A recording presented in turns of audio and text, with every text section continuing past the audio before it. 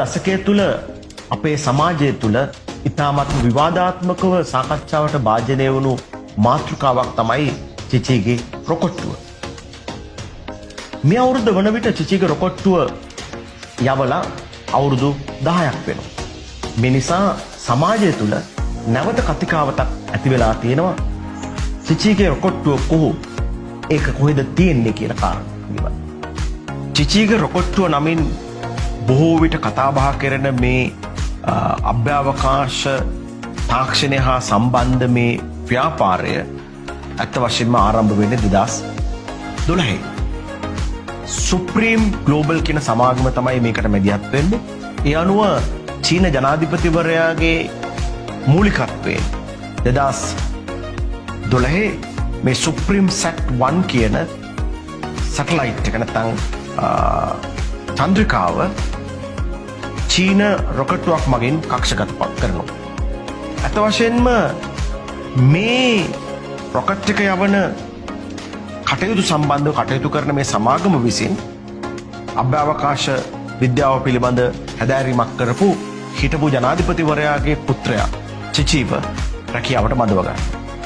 බඳවගෙන ඔහු අවුරුදු දෙකක් 2012 ඉඳලා 2014 දක්වා මේ කාලය තුල වැටුප් ලබලා වැඩ කරනවා. මේ නිසා සිද්ධ වෙන යම් දෙයක් තමයි ඒ ජනාධිපතිවරයාගේ කඳවුරේ යම් පිරිස් සිය දේශපාලන PR එක සඳහා චිචීගේ රොකට්ටුව පිළිබඳව ඔවුන්ට වාසිදායක ලෙස තොරතුරු පළ කරන්න පටන් ගන්නවා. මේකේ ප්‍රතිඵලයක් හැටියට මේ චිචීගේ රොකට්ටුවට ඒ චිචීලා සම්බන්ධ වීම නිසා ඒ වගේම මහජනතාවගේ බදු මුදල් වලින් මේ රොකට්ටුව වැරුවා කියන කතාවත් නිසා මිනිසු තුල විශාල වෛරයක් නිර්මාණය වෙනවා මේ චිචීගේ රොකට්ටුවට. හැබැයි කනගාටුවට කාරණේ තමයි චිචීගේ රොකට්ටුවට පමණක් නෙමෙයි මේ වෛරය නිර්මාණය වෙන්නේ. ලංකාව තුල පෞද්ගලික දශකයේ තුල සංවර්ධනය කරන්න පුළුවන්, ගොඩනගන්න පුළුවන් තව බොහෝ අය විසින් සම්බන්ධ වෙලා දියුණු කළ යුතු තිබුණු මේ ස්පේස් ඉන්ඩස්ට්‍රි එකට, ස්පේස් බිස්නස් එකට.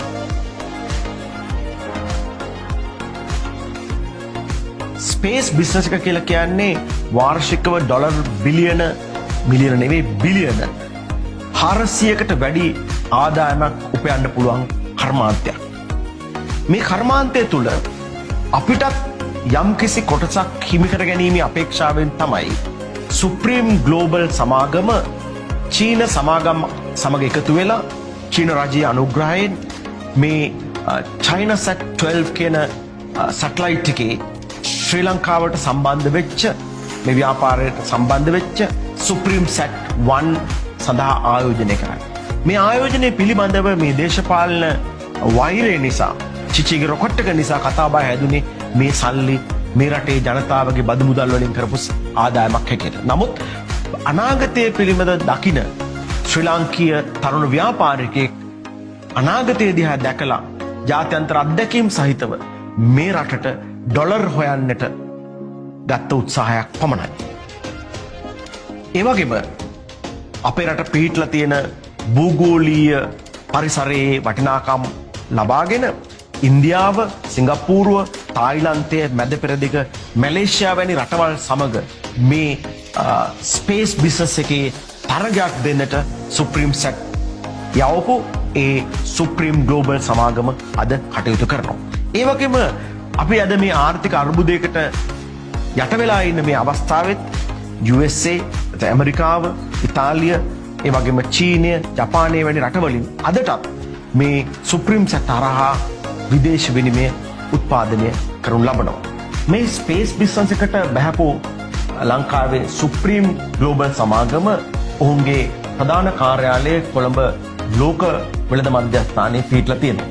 ඒ වගේම ඔවුන් ඉතාමත්ම නවීන තාක්ෂණය පාවිච්චි කරන ඉතාමත්ම නවීන පහසුකම් සහිත ටෙලිපෝට් එකක්, ඒ කියන්නේ අභ්‍යවකාශයත් එක්ක ඒ සැටලයිට් එක සම්බන්ධ වෙන ස්ථානයක් නුවර පල්ලකැලේ කර්මාන්ත උද්‍යානයේ නිර්මාණය කරලා තියෙනවා. ඒ වගේම අපි මේ ව්‍යාපාරය කල්පනා කරලා බැලුවොත් පරිසරයට කිසිදු හානියක් නොවන පරිසර හිතකාමී ව්‍යාපාරයක්. මේ ව්‍යාපාරයට ශ්‍රී ලංකාව තුල වගේම විදේශ දැනුම ලබපු ඉතාමත්ම කෘතහස්ත කාර්ය මණ්ඩලයක් සම්බන්ධ වෙලා ඉන්නවා. මෙම ව්‍යාපාරය BOI ඒ කියන්නේ ආයෝජන මණ්ඩලය මගින් ලියාපදිංචි කරපු නීත්‍යානුකූල ව්‍යාපාරයක්.